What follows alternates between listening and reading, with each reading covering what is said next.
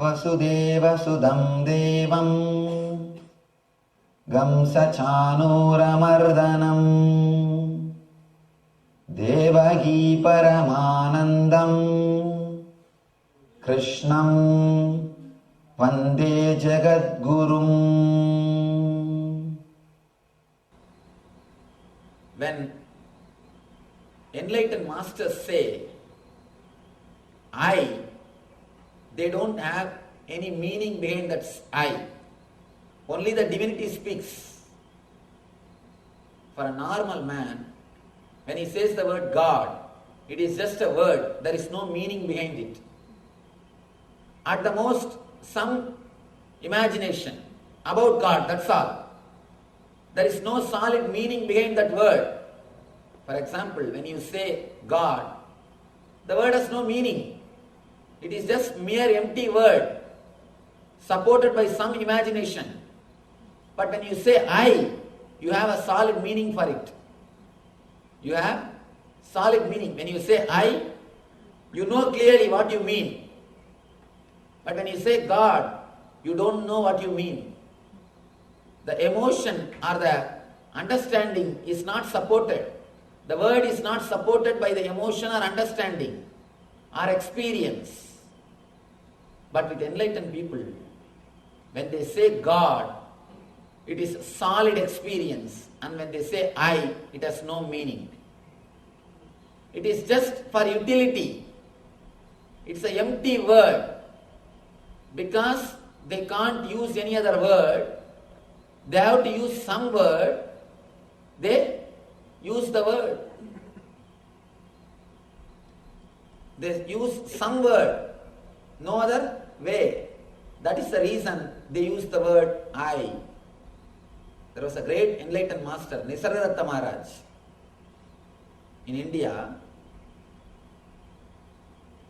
Somebody goes to him and asks, Master, you say enlightened people don't have karma, but how can you speak?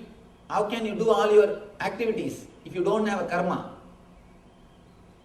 He says, I am not doing anything. The disciple asks, No, you are speaking with me.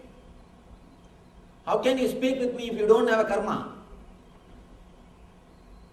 Nisargadatta Maharaj says straight away, I am not speaking to you. I am not speaking to you. He is speaking the same words and he is saying, I am not speaking to you. Very difficult to understand.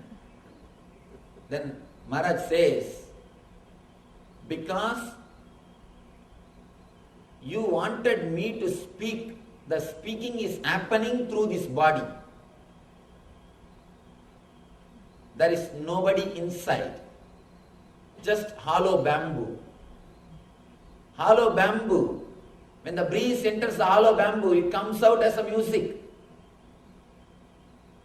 There is nobody inside. Just empty hollow bamboo. That is why whatever goes in comes out as a music. Comes out as a music. When you become hollow bamboo, whatever words comes out of your mouth, it becomes mantra. Your form becomes yantra. Your whole life becomes tantra. Your words are shastra. Your form is the center for stotra. And your life is sutra.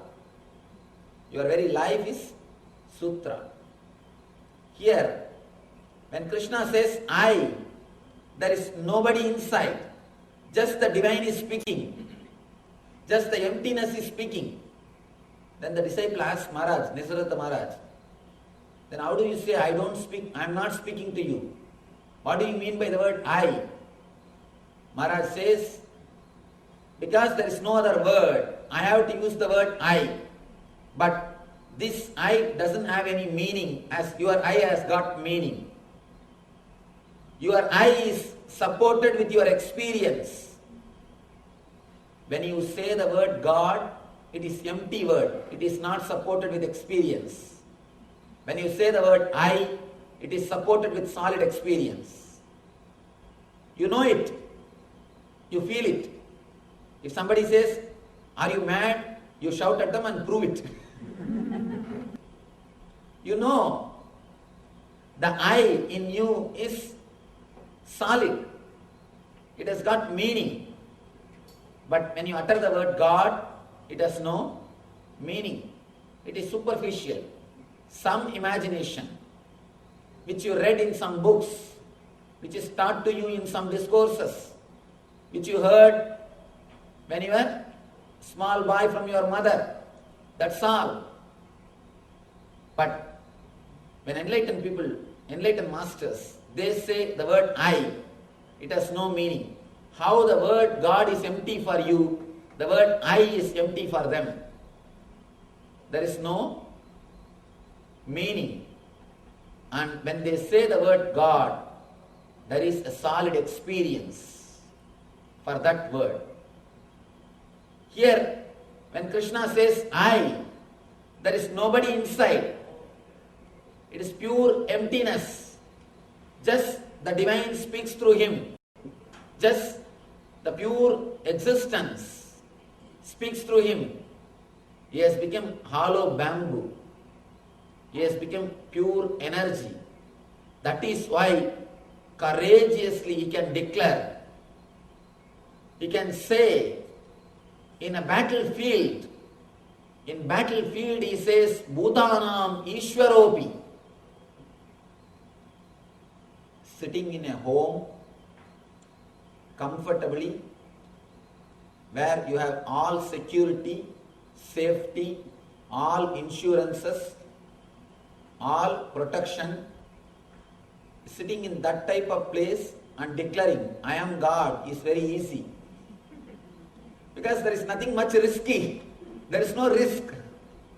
You don't need to take any big risk. You don't need to prove. Just make the statement. What is there? After all, free. Tell whatever you want. But he is making the same statement in a place where he is need to prove. He is making this statement in battlefield. It can come only from a solid experience. A deep, conscious experience. The courage which comes out of Satya. The courage which comes out of experience. Vivekananda says, one important thing which Vedanta can give you is courage to live. Courage to face the life and death. Courage to see the whole existence. Courage to face the whole existence. One of the great disciples of Vivekananda, Sister Nivedita, she asked Swamiji, Swamiji, if I come with you, what will you teach me? What will you give me? Vivekananda says, I'll teach you how to face death. That is the ultimate teaching. Here, Krishna is giving that ultimate teaching in this 2 sloka. He says, Yada yada hi dharmasya glanir vavati bharata abhyuddhanam adharmasya tadatmanam srajamyaham paritranaya sadhunam vinasaya cha dushkritam dharmasam stavanartaya sambhavami yuke yuke. Then next statement, that is very strange. Janma karma chame divyam evam yovetti tatvataha tyakva degam punarjanma naidi mamedi sorjuna. O Arjuna, if you understand the secret of my birth and death, if you understand the secret of my birth and death, you will be liberated from birth and death. How? Let us see the secret of the birth and death of Krishna. How we all go through the birth and death cycle. Now, just like how Krishna made a statement, I tell you this because you are my devotee and friend. Now I have to make a statement again. Here I am going to speak something which is beyond logic, purely experience. Before speaking, I take a oath whatever I am speaking is truth. Because whenever the ultimate truth is uttered, whenever something beyond our logic is uttered, we never receive it. Please be very clear. Silent listener is a person who is thinking about something else. Silent listener is a person who is thinking about something else. Whenever something is told which goes beyond our logic, we never receive it. If we are courageous enough, we fight, we question, we argue. If we don't have that much of courage, we don't allow that word to enter into us. To tell you honestly, we never believe anybody. We never believe anybody. Please be very clear. We never believe anybody. It is always just argument. It is always an argument. Sometimes open. Otherwise, the other times in the mind. If you can't express it openly, you continuously repeat the same words in the mind. That is why, before entering into these truths, I tell you, what I am speaking is truth. If you can receive it, there is a possibility of transformation. Because here I am speaking the truth which is realized only by experience, which cannot be logically proved. There is a beautiful website called NDE, Near Death Experience. Find time, try to read that website. A doctor has done research spending 30 years just on this NDE, Near Death Experience. Just on this near death experience, he has done a research for 30 years. Let me first describe what is near death experience. People who are declared clinically dead. After 4-5 hours, sometimes people come back. And after 4-5 hours also they come back. And only the people who came back after 4-5 hours, he went round all over the world meeting only this type of people who are declared medically dead by the group of doctors. Clinically dead. Doctors declare, no, he is dead. Over. But suddenly, all over the world, meeting the people who had this NDE, near-death experience, he has met 10,000 people. He has collected the recorded reminiscence, experiences of 10,000 people. If you find time, try to see that website. And he has collected so many different kind of experiences. Experiences from Buddhists, experiences from Christians, experiences from Hindus, experiences from Muslims. From so many people he has collected experience. And he has categorized and explained everything. In the end, he makes an important statement. After doing research for so many years, so many religions describe the death in so many ways. Some say you will reach the place, there's a place called heaven. Saint Peter will be standing in the pearly gates. And if you have done only punya, you will be taken sin. If you have done only merits, you will be taken in. If you have done sins, committed sins, you will be sent to eternal hell. Each one has got their own faith. Some say there is no hell or heaven, you will directly go to Vaikuntha. Some say there will be a special Pushpaka Vimanam, a special aircraft sent from Kailash. All the Ramba Menaka will be the air hostess. They will be serving you and you will be directly taken to Shiva's place. There are so many different versions. What happens after death or what happens at the time of death? So many versions. And Kathopanishad says you will enter through a tunnel And then see that Angushta Matra Purusha Pirano means the light which is thumb size, which is your soul. You will see that light and that light leaves the body. There are so many explanations, so many different kind of versions, how the death happens and how you enter into the other body. This doctor, after doing such a big research, for 30 years, he says, I have studied so many near-death experiences. Now I can tell one thing. Only when people live, they are Christians, Hindus, Muslims, Buddhists, Jains, different. They belong to different religion. When they die, all of them undergo the same experience which is described in Kathopanishad. He says very clearly, all of them undergo the same experience which is described in Kathopanishad. Here Krishna explains that beautifully. Much more deeper way explains. When we come to that chapter, Purushottama Yoga, we will see that subject, we will study. Now I just want to give you the introduction. I just want you to know the science in which we are entering.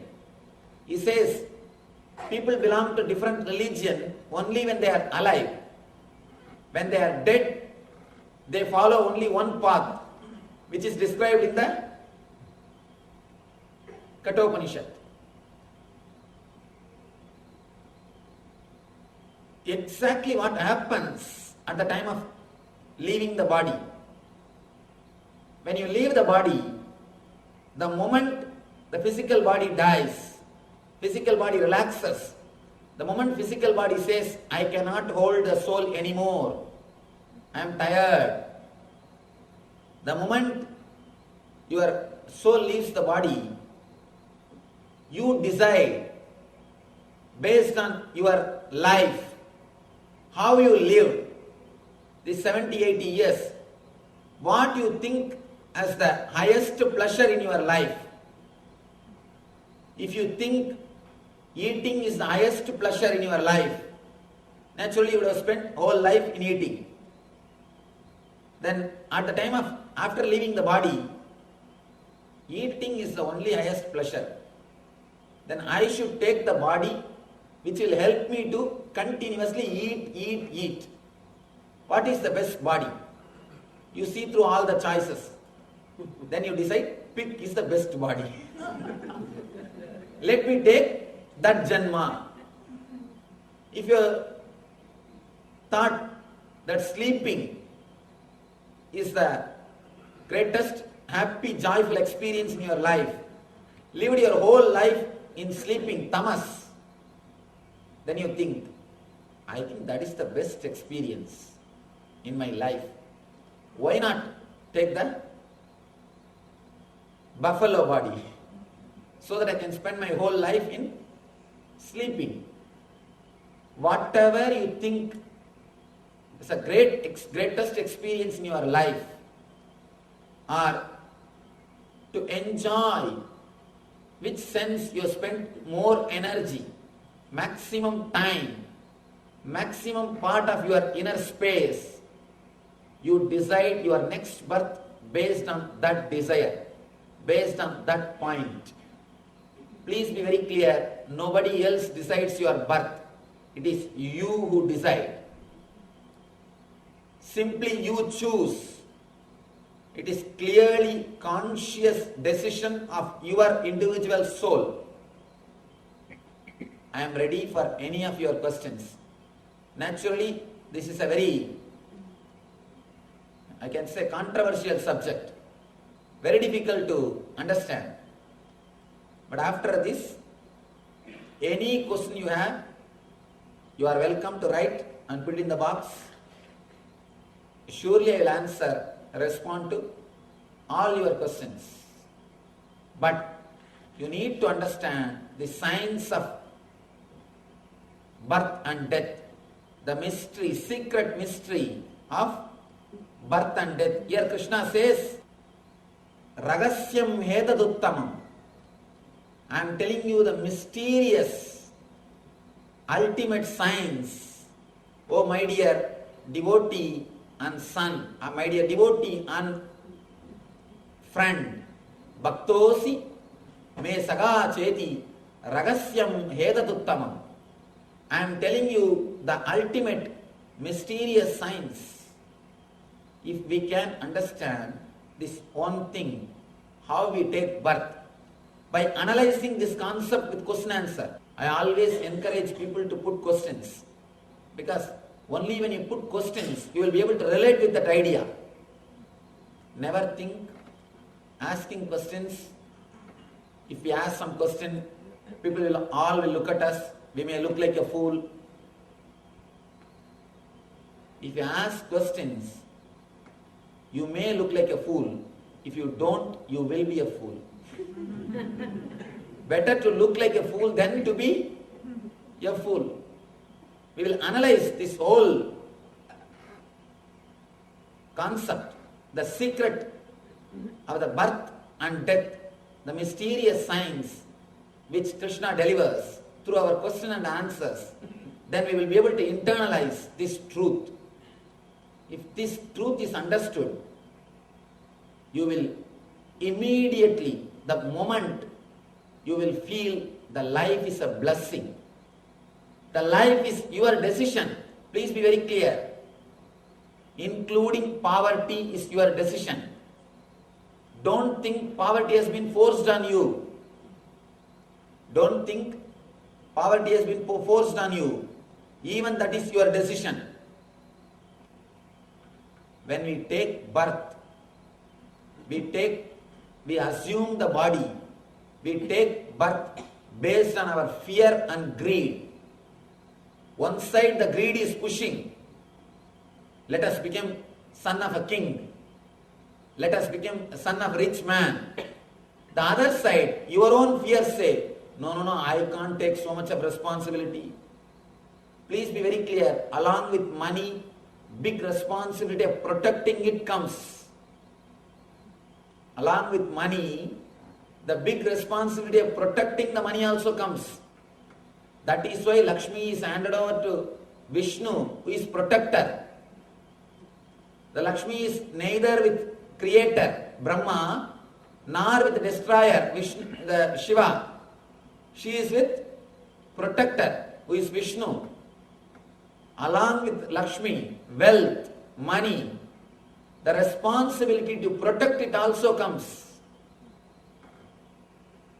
Most of the time, we don't want to take the responsibility. We want only the enjoyment. You want only the enjoyment. That is where the trouble starts. The person who is ready to take the responsibility and enjoyment will never miss, will never be deprived. If you understand the secret, mystery, clearly, this moment you will feel your life is a blessing. It is not curse. Usually we always blame the life. If I am given chance, I would have made this world much better than as it is now. We always think we can develop on this creation. Be very clear. Surely God is much more intelligent than us. Surely God is much more intelligent than us. Whether your life or the existence, He has done the maximum what can be done. Because we don't understand the mystery of our conscious decisions, we continuously blame the life and the person who gave this life to us. The greatness of God is He gives you the freedom to be in bondage. Even if it is freedom, He doesn't force us on, He never forces it on you. He gives you the freedom to be in bondage. Because it is your choice. The whole thing, your whole birth is based on your fear and greed. But enlightened master's birth is based on love and compassion. The whole secret is this. Ordinary man takes birth based on the fear and greed. That is why his whole life is driven by fear and greed. His whole life runs based on fear and greed. Enlightened masters, they assume the body out of love and compassion.